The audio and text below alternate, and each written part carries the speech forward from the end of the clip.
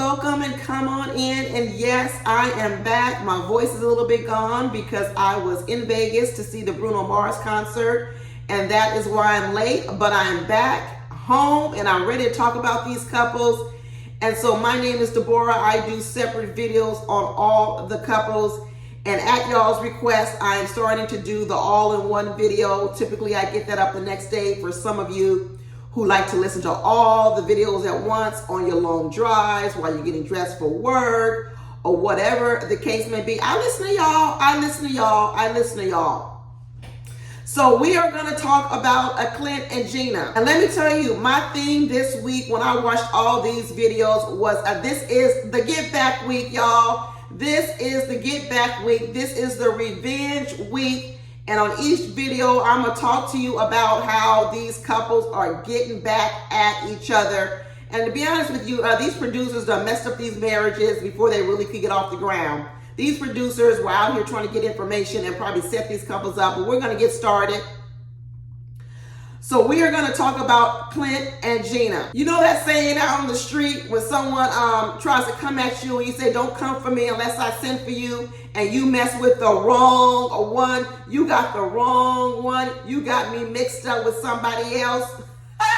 That is what Clint said to Gina. Clint says, oh, you mess with the wrong one. You don't want to play this game with me because, listen, I am better at it. And trust and believe, Clint is better at this than Gina. That's one thing I do know. Clint is better at this of going in the mud and slinging mud better than Gina. And he was trying to stay out the mud. He really was trying to stay out the mud. But Miss Gina, like I told you weeks before, she threw the first strike. She threw the first strike, and too bad because Clint followed up with a knockout punch. Clint followed up with a knockout punch and knocked her out clean on the floor. And this was the first time all in a whole episode that I saw Gina quiet and stunned with that mouth closed. He knocked her out, y'all. Normally Gina's mouth is like this. But let me tell you, when Clint got done with her, her mouth was closed and she was quiet. And she was like, you never seen me this quiet before. We sure haven't. We sure haven't. She ain't never been in no fight with a person like Clint. You could tell. And let me tell you, hopefully she has learned a lesson. That's what I say about these things. Hey, if there's not going to be no marriage, which we know there's not going to be no marriage between Clint and Gina, at this point, what we're hoping for is growth. Change and growth. This is what we're talking about. Just like last year with Mitch and he did all his stuff.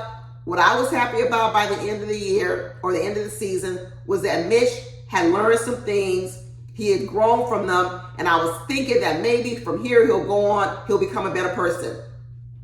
I'm hoping that these knockout punches that Gina is taking here on this show, but from Clint, that she will change and she will grow and she will be a better person. That's what I'm hoping for Gina. But she got a long road ahead of her, y'all, because let me tell you, when they first started the episode and they're in that pool and they're having a swim-up breakfast with the mimosas, the nice little tray there in the pool, they got the beautiful scenery of Jamaica behind them.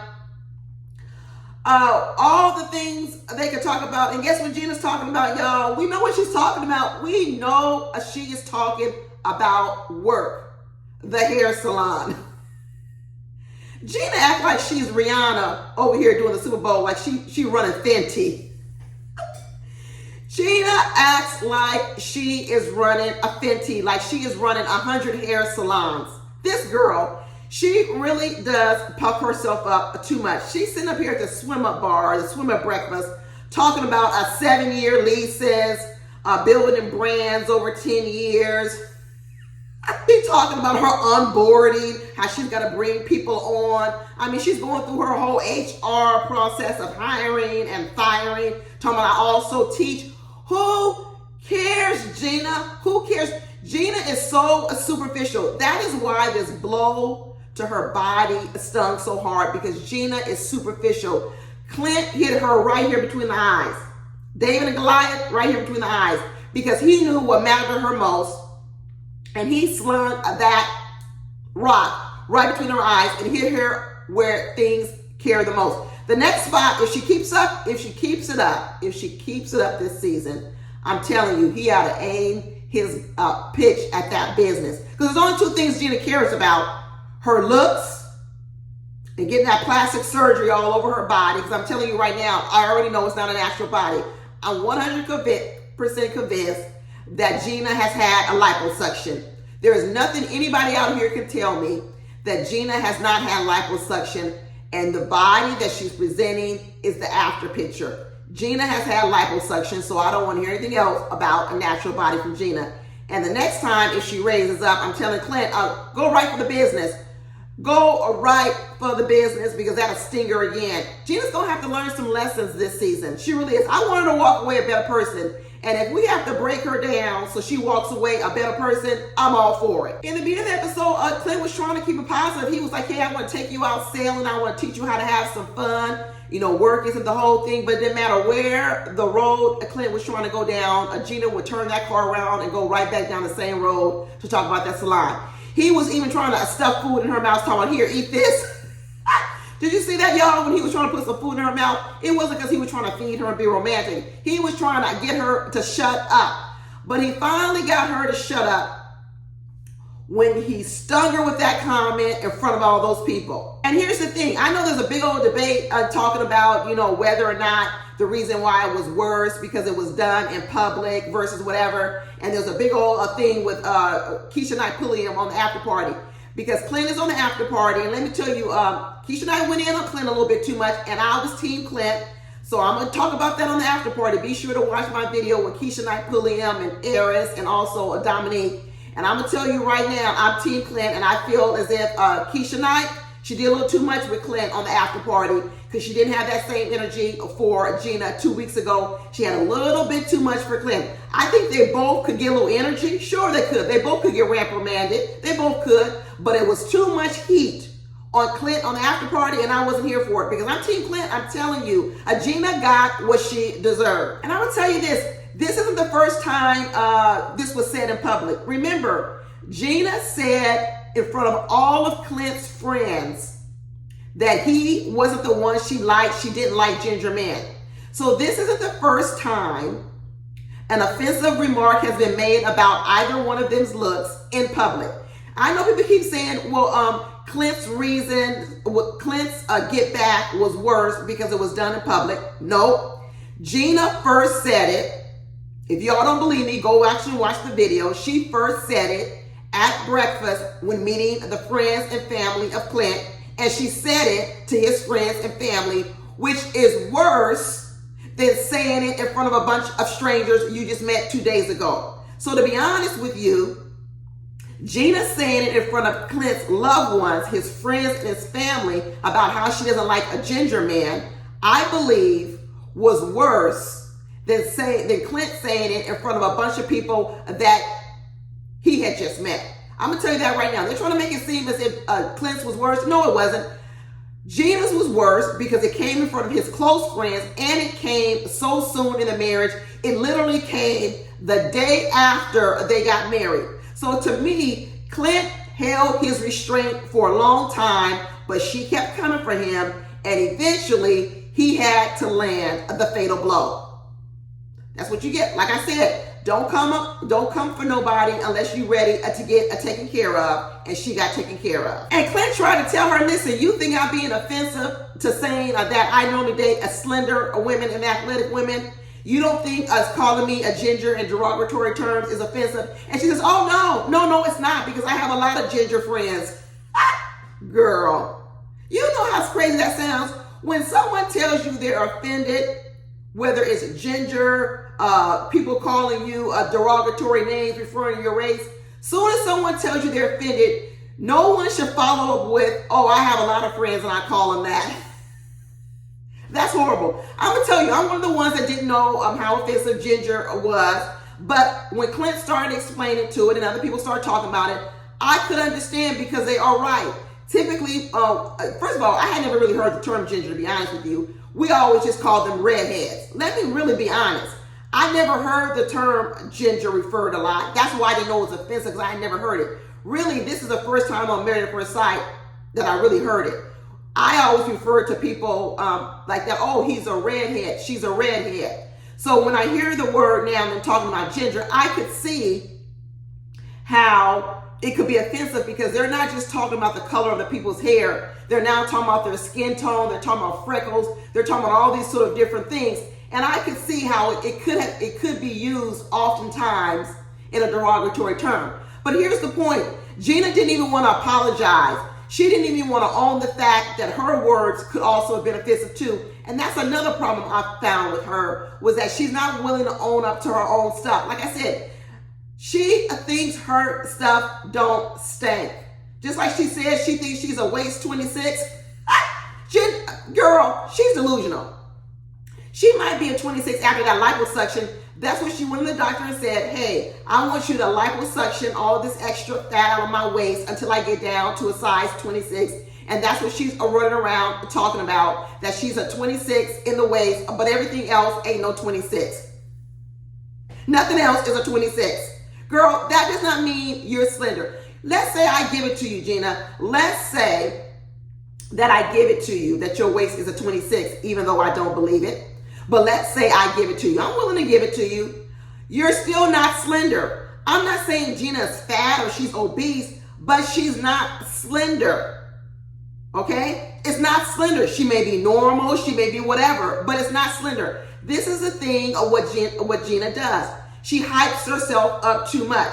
She looks at her body and she calls herself slender. No, you're not. She talks about she has hair at one hair salon and she acts like she's a beauty mogul, 1 in 50. No, you're not. I tell you, too much. Just like that lip injection, too much. She put too much in it. Too many vials, too many cc's, whatever it is they call that stuff. Too much. And Clint was saying, I wasn't trying to offend you. I was just trying to explain to you, you know, what I'm used to. You talking about what you used to. I'm just telling you what I'm used to. I'm used to going out with women who are slender and athletic. So what? Whatever. That's what he says. I didn't find anything wrong with it. And all these women are getting all riled up, talking about that they were offended. It was because they never heard what Gina was doing in the beginning. Dominique is on the after party. You know what? She flipped her story in the after party. She feels a little bit different, not all the way, but a little bit different now that she knows the whole story. And here's another thing Gina did. She let those women sit out there and believe that this was the first blow that happened in talking about her weight and being slender and he liked athletic bodies. She let those women, she didn't even clarify to those women to say, well, truth be told, we've been having these conversations and this isn't the first time he said it. And prior to him even saying this, I had told him several times, not once, not twice, 3 or more times, that I didn't like his look. But she let those women defend her and gang up on Clint without telling them the real story. Those women need to feel a little bit betrayed. They really do. Like I said, be careful who you stand up for. Be careful who you stand up for. Make sure you're standing up for people who are honest and honorable, because Gina's not. Gina is out here trying to look good at all costs. And let me tell you, Clint called her on it. Clint's out here using big words of besmirch and telling her, you know, I don't want to villainize you, and I don't, you know, you're out here trying to look good at your own peril. He was talking too intelligently for Gina. I know Gina didn't understand that. Gina didn't understand the argument that Clint was making, because he was making a logical argument, and Gina couldn't understand the logical argument. She's still too busy arguing for her emotions, and so were those women. Oh, here, why would you say something like that in front of a bunch of curvy women? That's y'all's problem. That is y'all's problem, that because you are more sensitive to comments about weight and look, and I'm more sensitive to comments about appearance in terms of being a ginger or a redhead or whatever. All of a sudden now you're able to say the things you say, but I can't say the things about you. This is a double standard with women. This is the double standard with women, and it's hypocrisy. And Clint was trying to call it out, and he's trying to call it out in this after party. And I'm Clint, it is hypocrisy. It is a double standard. Just because something hits home with you more, okay, and it hurts you more, doesn't mean it's worse than what Clint was feeling because it only hits home with him. That's a problem, people, when you think your problems, your sensitive spots are more important than other people's. That's not the case. Other people have sensitive spots, and you can't always think that yours are the most important. Like I said, I'm Team Clint. Get her, Clint, get her. Clint said he done figured out. He thinks Gina's on here to promote her hair salon. Well, you know what? She really messed up. If she was really only here to promote her hair salon, what she should have done was she should have offered Clint a trim up and something with his hair. She really could have really got a lot of business that way. And in fact, let me tell you, Clint is on the after party, like I keep saying, and he looks a whole lot better, y'all. Clint went and cleaned it up, got a trim on that beard, on that hair, and let me tell you, he does look a whole lot better. Make sure y'all check it out. I'll show you a picture of it. And so when they were getting that little argument, war words, she realized she ain't going to outwit Clint. Clint's intelligent. You can tell he knows how to joust in an argument. I still don't think I would want to be, that Clint doesn't make a good partner, because let me tell you, he really is good at this. And you could tell that he will outwit you in a lot of arguments. And it may not be the best for a relationship. But let me tell you, right here and now, I would still clean Clint. Now, is it something that, is it still a red flag for me about Clint going forward in a relationship? Absolutely. He still got the same old problems. The problem is the person he's going up against, I'm okay with it. But if it was a woman I really liked, I'd be mad at Clint. I'm going to tell you that right now. I would be mad at Clint with the type of personality he has, because he knows how to get at you. He knows how to poke and does things, because he was over there talking to Chris as well. And I was like, Clint, shut up. Keep your mouth closed. So you'll have to see that in my next video when I talk about Chris and Gina as well. But he told her, you just want to be a cantankerous. Get her, Clint. Get her, Clint, with your big words. Get her with your big words. So she had to run off. She probably had to run off and look it up. So she ran off, looked it up, and says, I think we need to spend some time apart. He's like, well, that's unfortunate. It was funny. And said she sashayed away with her waist, a 26 waist. When those women were trying to protect her and talk about how mad they were at Clint, all Gina could get out was, I don't know what he's talking about. I have a 26 waist, and I make people feel good at my hair salon. This girl's a one-trick pony. A one-trick pony. Even when people were trying to save her, rescue her, comfort her, be on her side, all she could go back was her looks and her accomplishments. A 26 waist and a hair salon. Hold on to a girl, because it is not real. The waist is not a 26, and you are not a beauty mogul. You're not. You're not. But that's it, y'all. This was funny. Be sure to watch my other videos. I'm going to leave the links here to separate individual videos, and I'll talk to you later. Bye.